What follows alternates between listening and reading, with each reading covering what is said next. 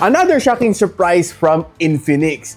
Infinix Hot 60 Pro. Ano nga ba meron dito na na-surprise tayo? Powered by the MediaTek Helio G200, which is a improved version ng G99, 144Hz na AMOLED display. Meron din siya 45 watts of fast charging, and meron din siya ultra slim na frame. O ano, naintriga ka na? More details after this quick intro.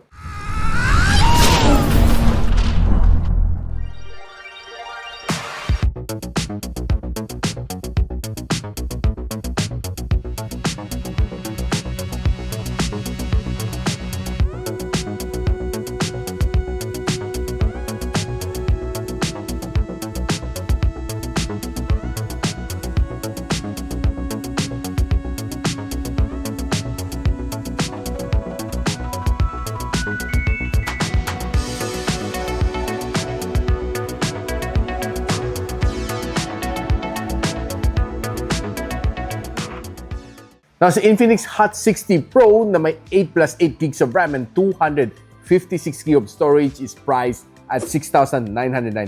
But, ang ganang early bird price is very affordable at $5,999. So hurry guys, grab the chance na makascore kayo nito phone na ito at below 6,000 pesos. I'll post the link on the description box below or just simply click the product link para hindi kayo maiwan. And this one also comes together with Google AI and Infinix AI. Now, normally pag sinabi mga phones naglalaro sa mga 6,000-7,000 pesos, ang expectation mo, alam mo, yung so-so, pagdating sa camera performance, gaming performance, ganun lang. Don't expect too much. Pero ibahin mo itong si Infinix Hot 60 Pro. Sobra ako nagulat dito dahil sobrang siksik ng phone nito sa specs. Pag tinignan mo ka ng design, it looks quite good. Plastic ang kanyang likod pero matte finish, so wala kang fingerprints. And this is yung kanyang camera modules which only one works, which is yung kanyang 50MP na main camera sensor. Plastic side frames which is quite thin. This is a 6.6mm thick na frame, forming one of the thinnest on its class at this price point. Plus yung kanyang bezels is hindi makapal. To my surprise, you'll really love this one. And yung kanyang AMOLED display may 144Hz screen refresh rate. So I would say na sobrang nire-define ni Infinix ang budget smartphone and sobrang na siniksik ng mga magagandang features on this phone. Sobrang niyang dinisrupt ang market with this phone. So definitely hats off ako kay Infinix for making this phone possible. And another thing is nandito pa rin kanyang audio jack. So ma-enjoy mo ang iyong audio if you have your favorite headphones. And you can store two 4G na nano SIM here and isang micro SD na expansion. Probably magtataka kayo kung bakit mayroong extra button dito. This is called the Infinix AI or Folax button. Na pag nilong preso itong button na ito, lalabas ang Infinix AI dito with a single touch. So definitely accessing yung Infinix AI is very easy on this smartphone. Now, alam naman natin, this phone is being powered by the MediaTek Helio G200, which is a third iteration ng G99. G99, G100, and right now, G200. Walang sawang G99. G99 will always be forever in our hearts. Chinek ko naman siya sa Antutu benchmark, 462,000 points ang binigay sa akin. And ito naman ka ng breakdown scores. 384 ka ng loop score with a 99% na stability dito sa Wildlife Extreme. Ito ang score nakuha ko sa CPU benchmarking na Geekbench. Ito naman sa kanyang GPU benchmark. Now, this phone has a 5,160 mAh na battery with a 45 watts of fast charging support. One of the good things dito sa kanya is that normally ang phone at this price point, you'll just get mga 18 or 22.5 watts sa fast charging brick. Ito 45 watts na ang binigay sa atin. So, charging from 0 to 100 takes you around mga 40 to 45 minutes for a full charging cycle, which is for me pretty solid na at this price point. Now, kung tinanong mo naman ako kung kaya naman magtagal na itong phone nito for one full day, I will tell you na walang problema. Kaya naman na magtagal lang isang buong araw as long as you're not gaming heavily and you're not using the camera heavily, walang problema. And nung sinalang ko to sa PC Mark na battery stress test, binigyan ako ng 12.5 hours dito, under 50% brightness and 60Hz na screen refresh rate. Napag-usapan natin quickly ang kanyang screen. Another one of my favorite dito sa phone na ito is that this one has a 6.78-inch na AMOLED display. Meron siyang 144Hz screen refresh rate, which is probably one of the first at this price point. 2,160 PWM dimming, so meaning protected yung mata, with a 4,500 nits na maximum brightness. This one can display up to 1.5K na resolution, and meron siyang Corning Gorilla Glass 7i na protection. And by the way, this one comes together with the IP64 na dust and water resistance. Now, if you're watching your favorite shorts naman dito on this phone, like YouTube Shorts, TikTok, Facebook Reels, expect to give you a really nice experience. Lalo kung nagsuscroll ka naman, having a high refresh rate dito definitely helps kasi smoother, buttery smooth ang yung scrolling experience and expect to give you a very immersive na experience. Now, if you're watching your favorite videos naman on YouTube, expect to get a 1.5K na resolution dito and I would say na pretty nice naman ang kanyang display. One of the good things naman dito is, well, pretty slim naman ang kanyang bezel at its price point and you're going to love watching your favorite shows dito, be it K-drama or your favorite basketball shows. Now guys, another surprise dito is meron siyang stereo speakers at this price point. 2 butas dito sa ibabaw and meron din siyang 3 butas dito sa ilalim. Check lang natin yung sound experience.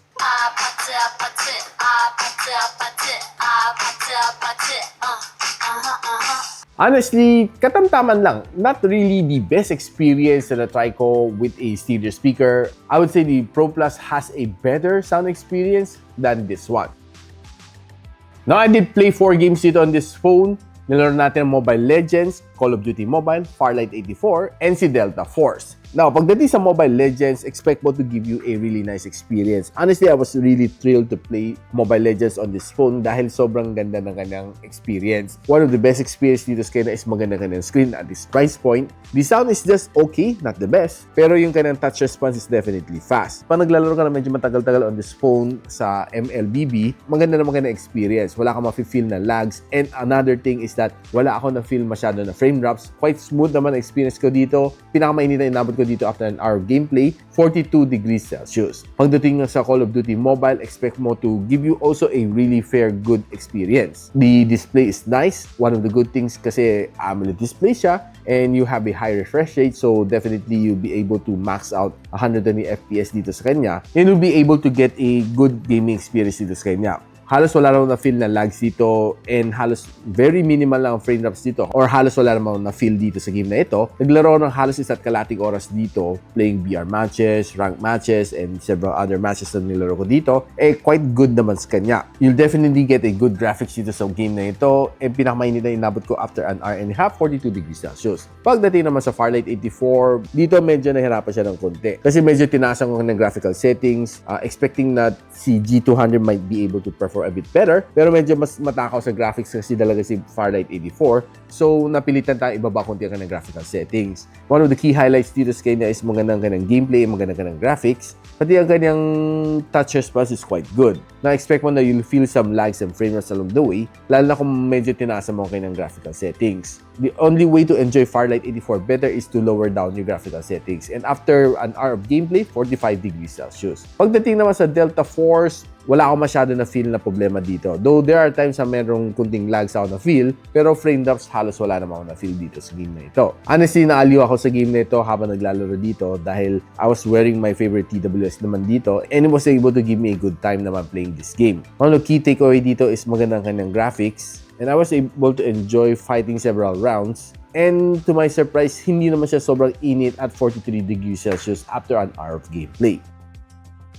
Napag-usapan natin quickly ang camera experience ko dito sa Infinix Hot 60 Pro. Meron siyang 50MP na main camera sensor which can let you shoot up to 2K and 30 and ang harap niya is a 13MP na shooter which can let you shoot also up to 2K and 30 FPS. So guys, simulan muna natin with some of the shots na nakuha natin from the Infinix Hot 60 Pro. And taking a look at this one, I would say na not so bad tong shot na ito. It's raining out there and tinry ko namang kunan tong shot na ito. I'm not quite sure kung anong fruit to, no? But definitely it's way bigger than Kalaban.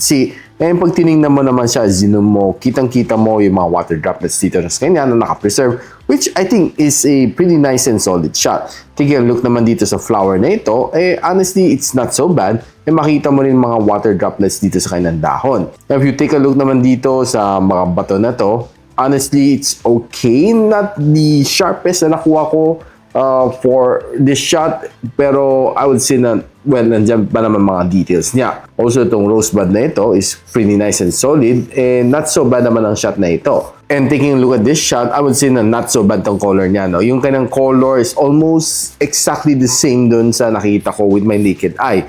Plus, yung kanyang details is quite intact. Na pag tinignan naman itong flower na ito, looking good din. I love yung kanyang color reproduction and kita mo rin mga water droplets. And pag tinignan naman itong greens na ito is looking quite good and solid. Medyo saturated pero hindi naman siya nakakairitang saturation.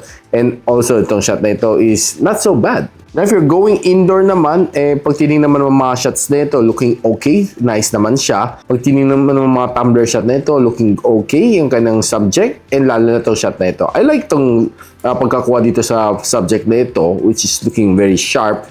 And maganda yung kanyang pagka-background blur. And taking a look at some of these beans, well, okay naman siya. Pero pag sinumin mo, medyo soft na siya konti. Pero maganda naman dito sa painting na ito is looking nice and solid. So right now, try lang natin kanyang AI Studio. So gusto natin gamitin kanyang AI Eraser. Circle to erase. Gusto ko i-erase to si Tatang and itong kanyang anak. So, start to erase. Wait, okay Not so bad I-check lang natin, i-save lang natin. Save lang natin ang kanang project. And pag tinignan mo, yung pwesto ni Tatang, yung painting niya, is parang wala talagang tao dyan if pag tinignan mo siya na mabuti. Not bad, no?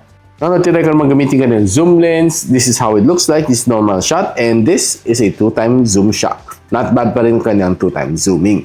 Now, I was able to take tong shot na ito sa waterfall. Okay naman siya, except na pag zoom mo doon sa mga water droplets, medyo blurred na siya. And taking a quick shot dito sa Binondo Church, it looks nice and solid naman yung church. And a shot dito sa statue near Binondo Church is looking okay. Medyo a little bit overexposed na konti. Now, pag pumasok ka naman sa indoor, taking this shot, I would say na medyo nag-blend in yung subject sa kanya pagka-orangey ng ilaw.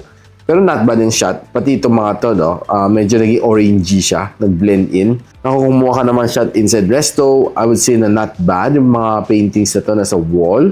Pati ito, chicharo dito is looking quite good. And pagdating naman sa low light photography dito sa aking table, okay naman siya pag hindi mo siya sinum. Pero pag sinum mo, makita mo yung kanyang pagka-softness. Now, pagdating naman sa outdoor shot using front-facing camera, honestly, I would say na not so bad. Now, pag tinignan mo naman siya, looking good. Solid naman siya. Pero, well, honestly, mas better lang si 60 Pro Plus. Pero not so bad na itong shot na ito. Even this shot is looking good. Makita mo naman imperfections sa aking mukha. And this shot is also pretty nice and solid as well. This is another good outdoor shot na nakuha ko sa Binondo Church. Now, kung pumasok ka naman sa indoor, honestly, mapapansin mo pag zoom mo, medyo soft na siya tingnan. Pero kung bigyan mo na siya ng kunting lighting na maayos, mukhang okay naman siya. Matino pa rin naman mga some shots na nakuha natin dito from indoors. Now, if you're using the front-facing camera to take this video, not bad ang kanyang resolution, except na medyo matagtag siya. Pag once na binaba mo siya sa 1080p and 30 fps, parang i-on ang anti-shake, medyo sacrifice ang kunting quality. Pagdating mo sa rear camera, looking good din ang kanyang video, not so bad. This is a 2K video. Kung gusto mong i-turn on ang kanyang anti-shake, matik bababa siya sa 1080p and 30 fps.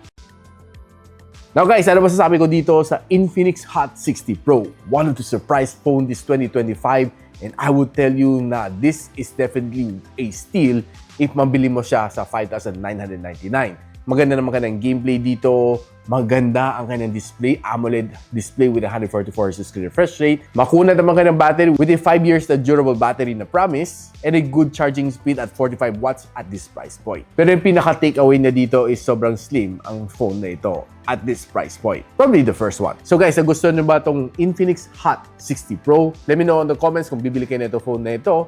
And kung if bibili ka na ito phone na ito, do check out the link on the description box below para makuha nyo yung early bird price or just simply click the product link. And if you find this video helpful, huwag mo nakalimutan i-share sa inyong mga friends and mga katropa. And a quick sub sa aking channel is definitely awesome. I'll see you in my next video. And so, ako para si Richmond and you're watching Gadget Sidekick. Like and subscribe to my channel. Don't forget to hit that notification bell. For one of my latest uploads, click the dito.